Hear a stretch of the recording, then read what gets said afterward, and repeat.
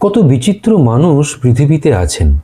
এক দক্ষিণের সাধু ছিলেন, যিনি ঠাকুরের খেয়ে ঠাকুরেরই নিন্দে করছেন। আর এই কথা শুনে ভক্তকে আমাদের কথামৃতের লেখক মাস্টারমশাই বুঝিয়ে দিচ্ছেন কেন এরকম মানুষ সৃষ্টি করেন ঠাকুর পৃথিবীতে। ভক্তটির সাথে শ্রীমর এই কথাবার্তা হচ্ছিল মিহিজাম আশ্রমে। শ্রীম তখন ওই মিহিজাম আশ্রমেই অবস্থান করছিলেন।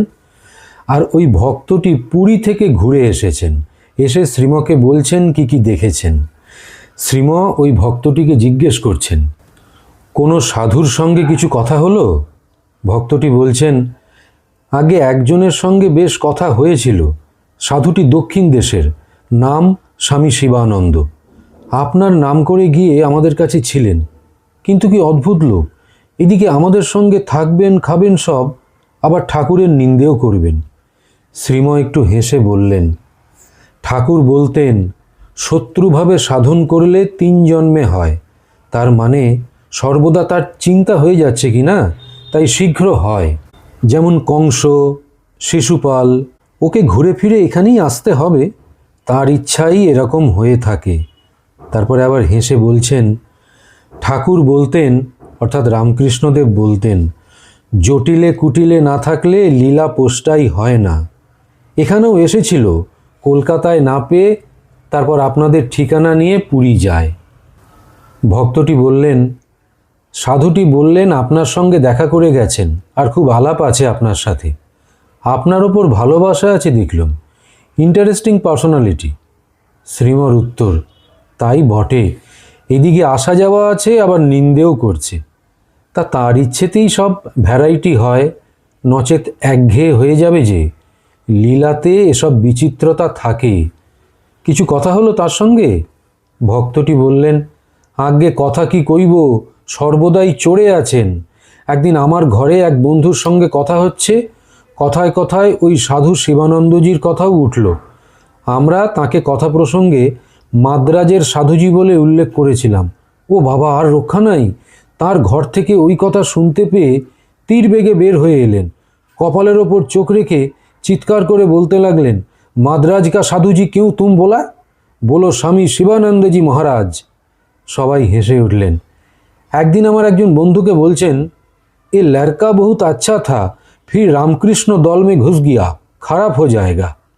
শ্রীমাও হাসতে শুরু করলেন। তারপরে শ্রীমা বললেন, আর কি হয়েছে?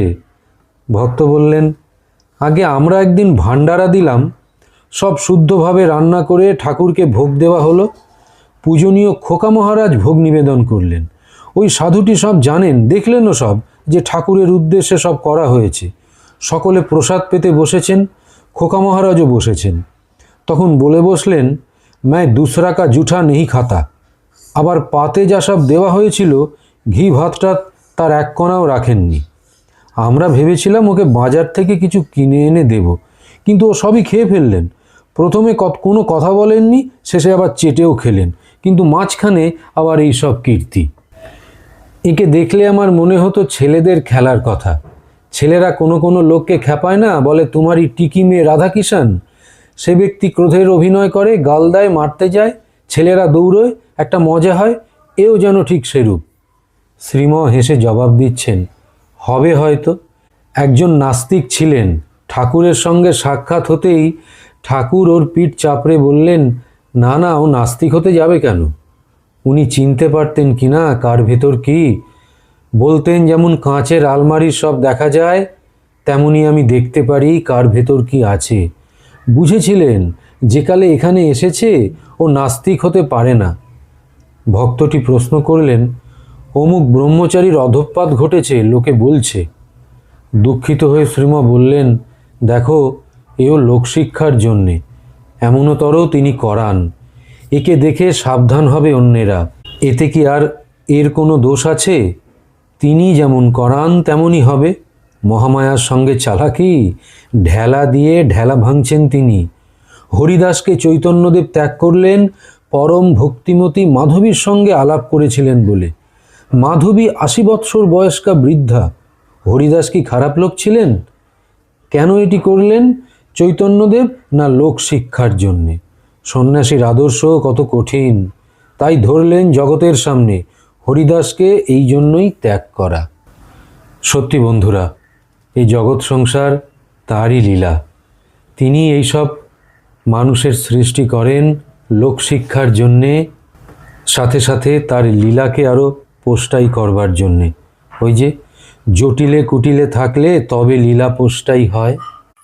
আজ তাহলে এইখানেই সৎ প্রসঙ্গ ৬৮তম পর্ব শেষ করলাম। ঠাকুর, মা, স্বামীজি আপনাদের মঙ্গল করুন। নমস্কার।